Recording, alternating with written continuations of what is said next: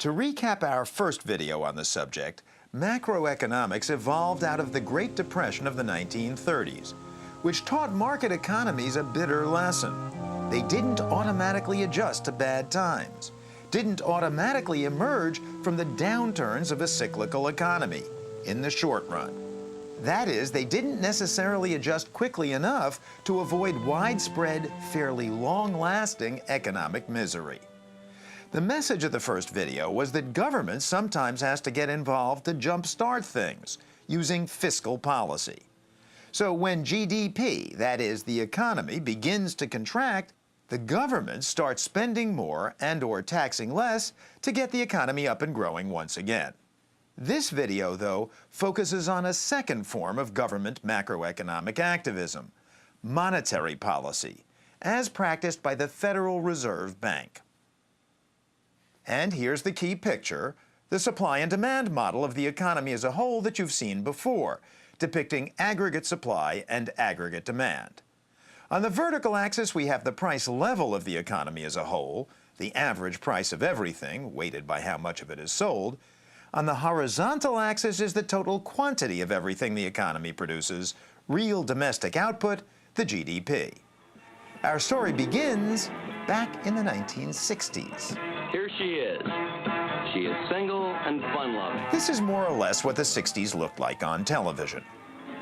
This is closer to what it looked like to those of us in the video business, as best we can remember anyway. And here I am in the days of hair. But economists, thankfully, were looking at some very different pictures. Then President Lyndon Johnson had begun spending more and more government money in order to fight two wars.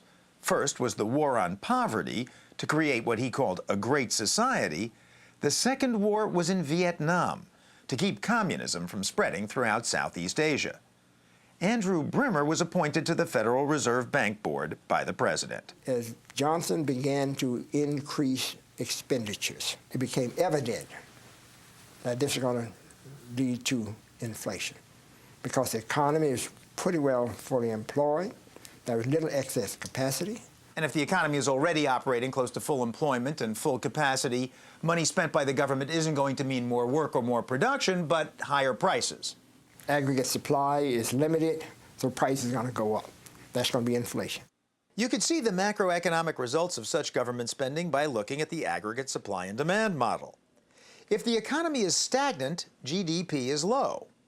One look at the aggregate supply curve shows that GDP can increase by a great deal without having any impact on the price level. But in the mid-60s, the economy was already humming and near its full capacity. So when President Johnson went on his government spending spree, he shifted the aggregate demand curve so far to the right that it reached the point where the aggregate supply curve turns straight up. Since past this level of GDP, the economy simply can't produce anymore, the result of an increase in demand was a general increase in prices, inflation. Which brings us to the Federal Reserve and monetary policy. What the President and Congress couldn't or wouldn't do, stop spending to put a brake on the economy, the Fed could do. If you can't reduce the government's demand for goods and services, there must be a reduction in the demand for goods and services by the private sector. And how do you do that? You control that by increasing interest rates and making the supply of credit less. And that's what the Federal Reserve does. And that's what the Federal Reserve did. It began raising interest rates to slow an economy getting too close to its maximum capacity and therefore beginning to experience inflation. Interest rates reached an all-time high of 6% in 1969. At that point, the Fed began worrying about a recession and started lowering rates to spur growth. But when inflation persisted, the Fed was forced to raise again. A recession forced the Fed to lower rates in the mid-70s, but inflation was spurred by the rising price of foreign oil. So the Fed again reversed course and kept raising interest rates, except for 1 year, to a dizzying 14% by 1981. The Fed finally licked inflation all right, but at the cost of another recession. So the Fed started cutting rates again to get the economy going. It cut, and the economy grew pretty steadily, all the way through 1986, at which point you can guess what happened. The fear of overheating and inflation caused the Fed to raise rates in the late 80s, lower them when the economy stalled around 1990, and raise them and keep them there once the economy began shooting up. Only in the year 2000, when the high-tech boom collapsed and the economy sagged, did the Fed begin cutting rates once again, as it has, with a vengeance, right through the making of this video. All this raising and lowering is what's called fine-tuning, as the Fed fiddles with the money supply to keep the economy in between inflation and recession. The next question, though, is how does the Fed actually affect the economy's rate of interest? As the Fed's own cartoon was designed to illustrate, our central bank increases the amount of money circulating in the economy when it wants to lower interest rates, since when there's more of something, its price tends to go down. That's all a lower interest rate is, a lower price for money, which will make people willing and able to borrow more of it. The more they borrow, the more they tend to spend, boosting economic activity, but eventually, the theory goes, this will cause prices to rise dangerously. The fear of inflation then prompts the Fed to decrease the amount of money in circulation, which raises the cost of money. Same logic as before. If there's less of something, its price goes up. A higher interest rate discourages borrowing and slows the economy back down. Now, by money supply, we don't mean the actual cash circulating in the economy. Yes, the Fed is in charge of currency, but all the bills and coins in America add up to a mere 10% or so of the nation's money supply. Most of our money, of course, is in the form of deposits, in banks, mutual funds, and the like, and changes hands via check or credit card. Currency is for the small stuff. The decision to change the overall money supply and thus speed up or slow down the economy is made behind closed doors every 6 weeks at this room in the Federal Reserve Building in Washington. It's a highly secretive affair.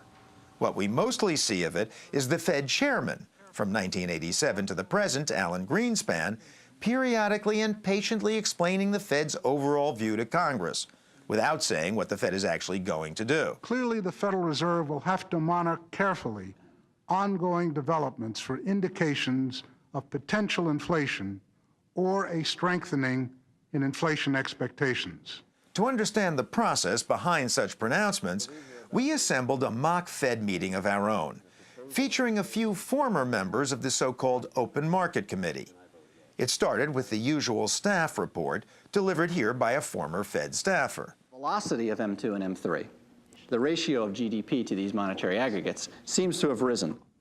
So net of all of these factors, the staff views that the GDP outlook is for about 3 to 3.25% growth. This mini-meeting was smaller and simpler than the real thing, but the economic data were real, so was the format, and so was the main problem: whether or not to change short-term interest rates, and if so, by how much. Before we continue with the meeting, though, a technical question. How does the Fed actually control the money supply and thus interest rates? The Fed's most visible tool is the discount rate. That's the interest it charges banks for overnight loans. These loans don't really amount to much in terms of the money supply, but the discount rate is watched closely because it reveals how the Fed will wield its most powerful tool, its open market operations. If the Fed wants to lower interest rates, it goes on a sort of spending spree. Technically, it buys up IOUs of the U.S. government, like Treasury bonds or Treasury bills, from securities dealers who trade them. The money the Fed spends ultimately makes its way into the bank accounts of those who sell the bonds. So the banks suddenly have more money on deposit. That means they can charge less to lend it out, lower their interest rate. By contrast, when the Fed wants to slow down the economy, it starts selling Uncle Sam's IOUs, better known as U.S. Treasuries. In the process, it sucks money out of the banking system. With less money to lend, banks tend to charge more for it, driving interest rates up.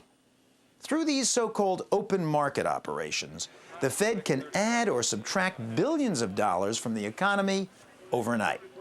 Monetary policy then is fine-tuning the economy by manipulating the money supply.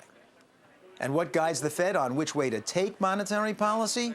Forecasts of the economy's future. However, the forecasts really aren't always that correct. You know, if you look at an econometric model, it's basically an average of past experience, and past experience doesn't always work out that way. Nancy Teeters, a Fed governor from 1978 to 1984, was appointed by a Democratic president. But even when an economy is growing, Fed governors like Teeters worry less about a runaway economy and inflation than an economy that may not be growing fast enough, may not be providing enough jobs. And we still have a lot of excess capacity. I mean, there's 6.5% unemployment. It's 83% increase in capacity utilization. We don't get into trouble till we're above 87. Republican appointees like Lyle Gramley, however, who started with the Fed in the 70s, worry more about overheating and inflation. Growing at 3.5% persistently when your long-term growth potential is 2.5% is a recipe for disaster. Gramley's talking about the aggregate supply and demand curve. He thinks a growth rate of 3.5% means the economy's at the kink in the AS curve and ready to head straight up into inflation. At the end of the day, the Open Market Committee votes to wield the one weapon the Fed has in its arsenal, the price of money. The proposal on the table is for an immediate 25 basis point increase in the funds rate and a consultation meeting over the telephone in about 2 or 3 weeks on the possibility of another 25. A basis point is 1/100%, so 25 basis points is 0.25%, a quarter of a percentage point rise in interest rates. So I go around the table. Mr. Siren? I would vote for that. I would also. Bill? I would like to see 50 basis point increase at this time. You would dissent. I would dissent. Dissent. Mr. Gramley? Yes. Ms. Teeters? I would vote for it, reluctantly. And I vote yes. It's carried 4-2. Thank you very much. But to critics like Susan Lee, the Fed's micromanagement of the macro economy is a mistake. A little here, a little there, a little here, a little there. Right. And You don't like that. I don't think it's the job of the Fed. The job of the Fed is to give the economy stable prices. It can be stable prices. The Fed can say 2% inflation year after year or 0%, but the Fed should say one or the other. Susan Lee's idea is an old one, especially popular with conservative economists. The Fed shouldn't spend its time trying to divine the direction of the economy. It should determine a constant fixed target for inflation and manage short-term interest rates accordingly. Going even further, economist Robert Lucas won a Nobel Prize for suggesting that the rest of us can see through what the Fed's doing when it finagles with interest rates, and that our rational expectations will frustrate the Fed's efforts to influence us by changing the price of money. But despite these critiques, the Fed continues to fine-tune the economy, as it has for decades.